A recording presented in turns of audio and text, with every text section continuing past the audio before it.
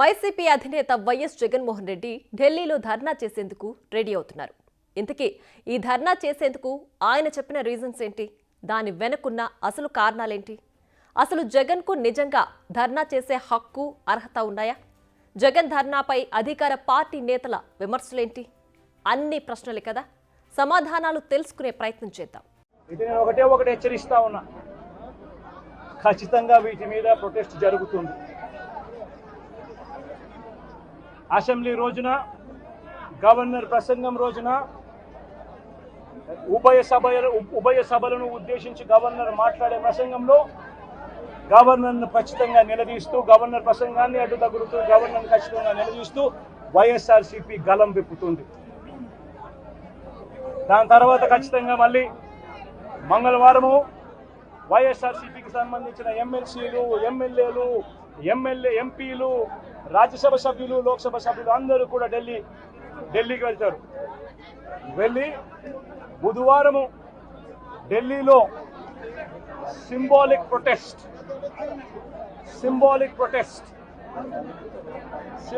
ధర్నా ఢిల్లీలో చేసే కార్యక్రమం కూడా చేస్తారు. వైఎస్ జగన్ ఢిల్లీలో ధర్నా చేయబోతున్నారు. ఇదే ఆయన చెప్పిన మాట. కూటమి ప్రభుత్వంలో వైసీపీ నేతలకు ప్రాణ రక్షణ లేదని, హత్యలు, దౌర్జన్యాలు, దారుణాలు పెరిగిపోయాయంటూ ఆయన ఆగ్రహం వ్యక్తం చేశారు. వినుకొండలో అత్యంత దారుణ హత్యకు గురైన రషీద్ కుటుంబాన్ని పరామర్శించిన తర్వాత తీసుకున్న నిర్ణయం ఇది. నాట్ ఓన్లీ రషీద్, వైసీపీ కోసం పనిచేసిన వారందరిపైన దాడులు చేస్తున్నారు. ఎంపీ, ఎమ్మెల్యేలను కూడా వదిలిపెట్టడం లేదు. మిథున్ రెడ్డి, రెడ్డెప్పపై కూడా దాడులకు తెగబడ్డారు. దాడులు చేసి తిరిగి వారే అటెంప్ట్ టు మర్డర్ కింద కేసులు నమోదు చేశారు. అందుకే ఇటు అసెంబ్లీలో, అటు ఢిల్లీలో తమ నిరసన వ్యక్తం చేస్తామంటున్నారు జగన్. అయితే ఏపీలో జరుగుతున్న అరాచక పాలనపై ప్రధాని నరేంద్ర మోడీతో సహా అందరినీ కలుస్తాం, అంతేకాదు రాష్ట్రపతి పాలన పెట్టాలని డిమాండ్ కూడా చేస్తున్నామని తెలిపారు. ఆయన బాగుంది, ఆయన పార్టీ నేతలపై దాడులు జరిగాయి కాబట్టి ఆయన నిరసన వ్యక్తం చేయడంలో ఎలాంటి తప్పు లేదు. కానీ ఒక్కసారి ఆయన కాలంలో కాస్త వెనక్కి వెళ్దాం. 2019 తర్వాత ఎన్ని దాడులు, దౌర్జన్యాలు జరిగాయి? ఏకంగా టీడీపీ కేంద్ర కార్యాలయంపైనే దాడి జరిగింది కదా. దీనిపైన కనీసం కేసైనా నమోదు చేశారా? మొన్నటి కూటమి ప్రభుత్వం అధికారంలోకి వచ్చాక కదా దీనిపై కేసు విచారణ ప్రారంభమైంది. ఇదే కాదు, గతంలో కొందరు టీడీపీ నేతలపై దాడులు జరిగాయి. వాటిపైన సీరియస్గా దర్యాప్తు జరిగిందా? లేదు కదా. మరి అప్పుడెందుకు మీకు ఈ బాధ్యత గుర్తు రాలేదు అని ప్రశ్నిస్తున్నారు టీడీపీ నేతలు. ఇప్పుడు కూడా రషీద్ హత్యను కావాలనే రాజకీయం చేస్తున్నారనేది టీడీపీ నేతల ఆరోపణ. చనిపోయిన రషీద్, చంపిన జిలానీ గతంలో వైసీపీలోనే ఉన్నారని, అప్పుడే వారిద్దరి మధ్య గొడవలు జరిగాయని, అప్పుడే వీరి మధ్య వివాదాన్ని కంట్రోల్ చేసుంటే ఇప్పుడు ఈ పరిస్థితి వచ్చి ఉండేది కాదంటున్నారు టీడీపీ నేతలు.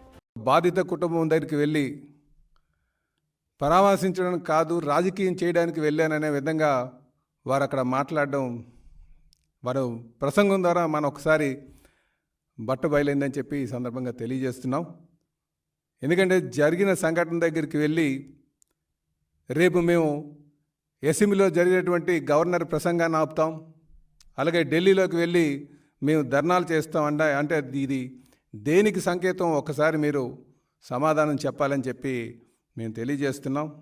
ఇద్దరు వ్యక్తుల మధ్య జరిగినటువంటి గొడవని తెలుగుదేశానికి ముడేయడం చాలా దారుణం అని చెప్పి ఈ సందర్భంగా తెలియజేస్తూ, అలాగే ప్రతిదీ కూడా వ్యక్తిగత కక్షల్లో హత్య జరిగితే రాష్ట్రపతి పాలన కావాలని చెప్పడం, లేకపోతే కూటమి ప్రభుత్వం విషం చల్లడం, ఇదే కాకుండా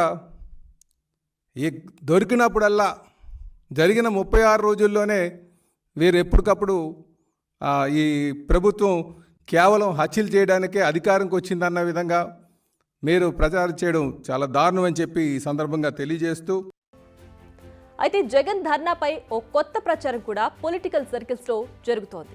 అదేంటంటే అసలు జగన్ అసెంబ్లీకి డుమ్మా కొట్టేందుకే ఈ ధర్నా అంశాన్ని నెత్తికెత్తుకున్నారని, గత ఎన్నికల్లో 151 సీట్లు సాధించిన వైసీపీ ఈసారి 11 సీట్లకే పరిమితమైంది. అందుకే జగన్కు అసెంబ్లీకి వెళ్లేందుకు ముఖం చెల్లడం లేదు. ప్రమాణ స్వీకారం సమయంలో కూడా సరిగ్గా టైంకొచ్చి వెళ్లిపోయారు.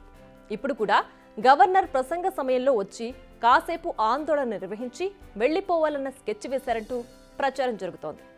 నిజానికి ఈ నెల 22న ఏపీ అసెంబ్లీ సమావేశాలు ప్రారంభం కాబోతున్నాయి. ఆ రోజు అసెంబ్లీకి వచ్చి ఆందోళనలు చేయాలని, ఆ తర్వాత రోజు ఎమ్మెల్యేలు ఎమ్మెల్సీలతో ఢిల్లీ వెళతామని జగన్ చెప్పారు. సో దీన్ని బట్టి చూస్తే ఈసారి ఆయన సభకొచ్చే అవకాశం లేనట్లే. నిజానికి ఈసారి ఏపీ అసెంబ్లీ సమావేశాలు హాట్గా జరిగే అవకాశం ఉంది. అనేక శాఖలపై ఇప్పటికే శ్వేతపత్రం రిలీజ్ చేసిన ఏపీ సీఎం చంద్రబాబు నాయుడు సమావేశాల్లో మరికొన్ని శాఖలపై శ్వేతపత్రం రిలీజ్ చేయనున్నారు. ఇవన్నీ జరిగితే జగన్ మరింత ఇరుకున పడ్డం ఖాయం. ప్లస్ సంఖ్యాబలం కూడా లేదు. దీంతో అధికార పార్టీని ఎదుర్కొనే అవకాశం కూడా లేదు వైసీపీకి. దీంతో వైసీపీపై కౌంటర్లు పడ్డం ఖాయం. అందుకే జగన్ అసెంబ్లీలో ఉండకుండా ఉండేందుకే ఢిల్లీ ప్రయాణం పెట్టుకున్నారని ప్రచారం జరుగుతోంది. ఇది అసలైన కారణమా కాదా అనేది పక్కన పెడితే జగన్ మాటలను బట్టి చూస్తే ఆయన అసెంబ్లీకి వచ్చే అవకాశం అయితే లేనేలేదు. ఇక ఢిల్లీ ధర్నా విషయానికి వస్తే జగన్ హస్తినను తన నిరసనకు చూస్ చేసుకోవడం వెనుక రాజకీయ వ్యూహం కనిపిస్తోంది. ఎందుకంటే నేషనల్ వైడ్గా చంద్రబాబుది అరాచక పాలన అని మెసేజ్ ఇవ్వాలనుకుంటున్నారు. మరి అది ఎంతవరకు సక్సెస్ అవుతున్నదన్నది చూడాలి. బిగ్ టీవీ అవుట్లుక్ కథనాలు నచ్చితే వెంటనే బిగ్ టీవీ ఛానల్ ను సబ్స్క్రైబ్ చేయండి.